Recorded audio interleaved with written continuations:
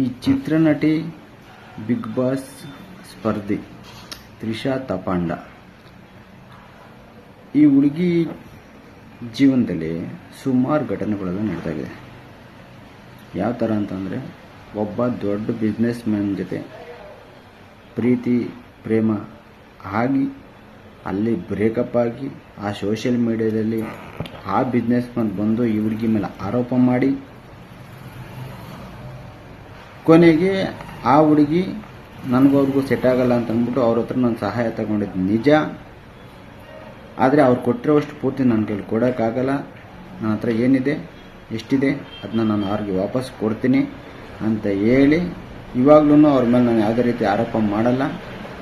ನನಗೆ ಮೊದಲು ಅವ್ರ ಜೊತೆ ಚೆನ್ನಾಗೇ ಇತ್ತು. ಈ ನಡುವೆ ಬರ್ತಾ ನಮಗೂ ಅವ್ರಿಗೂ ಅಂಡರ್ಸ್ಟ್ಯಾಂಡಿಂಗ್ ಆಗಲಿಲ್ಲ. ಎಷ್ಟೋ ನನ್ನ ಜೀವನದಲ್ಲೂ ನನ್ನ ಲೈಫಲ್ಲಿ ಒಂದು ಬ್ರೇಕಪ್ ಆಯಿತು. ಅದಕ್ಕೋಸ್ಕರ ಯಾಕೆ ನೀವು ಇಷ್ಟೊಂದೆಲ್ಲ ನನಗೆ ಹಿಂಸೆ ಕೊಡ್ತಿದ್ದೀರಾ ಸೋಷಿಯಲ್ ಮೀಡಿಯಾದಲ್ಲಿ ಅಂತ ಅಂದ್ಬಿಟ್ಟು ಒಂದು ಯೂಟ್ಯೂಬ್ ಚಾನಲಲ್ಲಿ ಕೂತ್ಕೊಂಡು ಮಾತಾಡಿದ್ರು ಕಣ್ಣೀರು ಹಾಕಿ. ಇದಾದಮೇಲೆ ಸ್ವಲ್ಪ ಜನಗಳೆಲ್ಲ ಆಯಿತು, ಎಲ್ಲರ ಜೀವನದಲ್ಲೂ ಸಣ್ಣ ಪುಟ್ಟ ಸಮಸ್ಯೆಗಳು ಬಂದೇ ಬರ್ತವೆ, ಇಂಥ ಘಟನೆಗಳು ನಡೀತದೆ, ಇದು ಕಾಮನ್ ಆಗಿಬಿಟ್ಟಿದೆ. ಯಾಕೆ ಅಂತಂದರೆ ಹೆಂಡತಿ ಗಂಡನ ಕೊಲ್ಲೋದು, ಗಂಡ ಹೆಂಡ್ತಿನ ಕೊಲ್ಲೋದು, ಅಫೇರ್ ಇಟ್ಕೊಳೋದು, ಮತ್ತು ಡೈವರ್ಸ್ ಆಗೋದು, ನನಗೂ ಇಂತಕ್ಕೂ ಸಂಬಂಧ ಇಲ್ಲ ಅನ್ನೋದು. ಎಷ್ಟೋ ಚಿತ್ರ ನಟಿಯರೆಲ್ಲ ಡೈವರ್ಸ್ ಆಗಿದ್ದಾರೆ, ಸುಮಾರು ಎಕ್ಸಾಂಪಲ್ ತುಂಬ ಇದ್ದಾವೆ ಕನ್ನಡದಲ್ಲೇ, ನೋಡಿ ಒಂದ್ಸಲಿ. ಈ ನಡುವೆ ಮೊನ್ನೆ ರೀಸೆಂಟಾಗಿ ಒಂದಾದ ಘಟನೆ ಏನು ಅಂತಂದರೆ, ರಿಷಿ ಅವರ ಸ್ನೇಹಿತ ಅವ್ರ ಮನೆ ಪರ್ಸ್ನಲ್ ಏನೋ ಜಗಳ ಮಾಡಿಕೊಂಡು ಸಮಸ್ಯೆಯಿಂದ ಅವ್ರ ಹೆಂಡ್ತಿನ ಬಿಟ್ಬಿಟ್ಟು ಇವ್ರ ಮನೇಲಿ ಸಮಯ ಕಳೀತಿದ್ದಾರೆ ಅಂತ. ಯಾಕೆಂತಂದರೆ ಇವರಿಬ್ಬರು ಒಂಥರ ಕ್ಲೋಸ್ ಫ್ರೆಂಡ್ಸ್ ಇದ್ದಂಗೆ ಇದ್ದು ಇವರಿಬ್ರು ಚೆನ್ನಾಗಿದ್ರು. ಅದಕ್ಕೋಸ್ಕರ 1 ತಿಂಗಳಿಂದ 1.5 ತಿಂಗಳಿಂದ ಇವ್ರ ಮನೆಗೆ ಇದ್ರಂತೆ, ಗೊತ್ತಿಲ್ಲ ನನಗೂ, ಇದ್ರಂತೆ.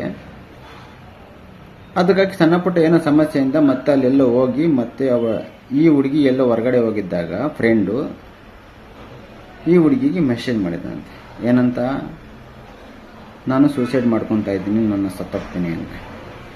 ಈ ಹುಡುಗಿ ಮೆಸೇಜ್ ಒಳಗೇನೆ ಈ ಥರ ಮಾಡೋಕೆ ಹೋಗ್ಬೇಡ ಹಂಗೆ ಹಿಂಗೆ ಅಂತ ಹುಡುಗಿ ಧೈರ್ಯ ತುಂಬುವಂಥ ಕೆಲಸನ ಪೂರ್ತಿ ಮಾಡಿದ್ದಾರೆ ಹುಡುಗಿ, ಈ ಚಿತ್ರನಟಿ. ಅವನ ಮನಸ್ಸಿಗೆ ಏನು ಸಮಸ್ಯೆ ಇತ್ತು, ಏನು ಆಗತ್ತೆ ಇತ್ತು ಗೊತ್ತಿಲ್ಲ. ಈ ಹುಡುಗಿ ಬರೋದ್ರಲ್ಲಿ ಈ ಚಿತ್ರನಟಿಯರ ಮನೆ ಒಳಗೇನೆ ನೇಣಾಕೊಂಡು ತೀರ್ಕೊಂಡ್ಬಿಟ್ಟಿದ್ದಾನೆ. ಇದಕ್ಕೆ ಸಮಸ್ಯೆ ಏನು, ಯಾವುದಕ್ಕೋಸ್ಕರ ಏನು ಕಾರಣ ಇರ್ಬೋದು?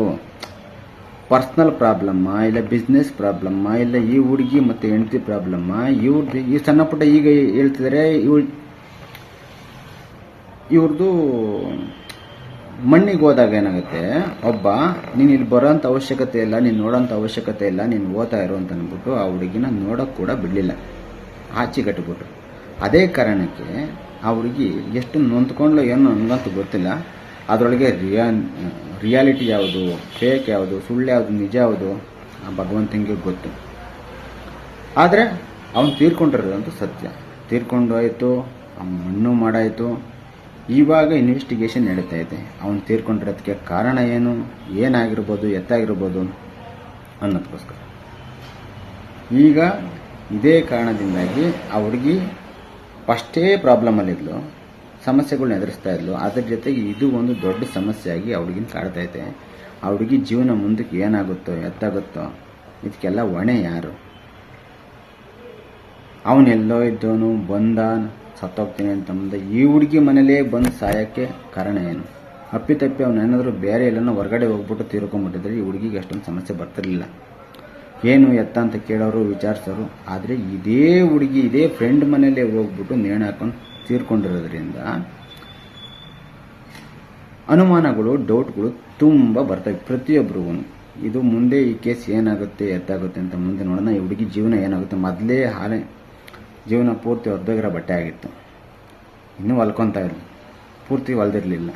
ಅಂಥದ್ರಾಗೆ ಮತ್ತೆ ಚೆನ್ನಾಗಿರೋ ಬಟ್ಟೆನೇ ಮತ್ತೆ ಹೊರದೋದ್ರೆ ಅದನ್ನ ಯಾವ ಥರ ಹೊಲ್ಕೊತಾಳೋ, ಇಲ್ಲ ಬಿಸಾಕ್ತಾಳೋ, ಜೀವನ ಎಕ್ಕುಟ್ಟೋಗುತ್ತೋ, ಇಲ್ಲ ಉದ್ಧಾರ ಆಗುತ್ತೋ, ಹಾಳಾಗುತ್ತೋ, ಇದರಿಂದ ಹೆಂಗೆ ಹೊರಗಡೆ ಬರ್ತಾಳೆ ಅನ್ನೋದನ್ನೇ ಕಾದು ನೋಡಬೇಕಾಗಿದೆ. ನೋಡೋಣ ಇದಕ್ಕೆಲ್ಲ ಸಮಸ್ಯೆ ಏನು. ನಿಮ್ಮ ಪ್ರಕಾರ ಆ ಹುಡುಗಿದೇ ತಪ್ಪಾ?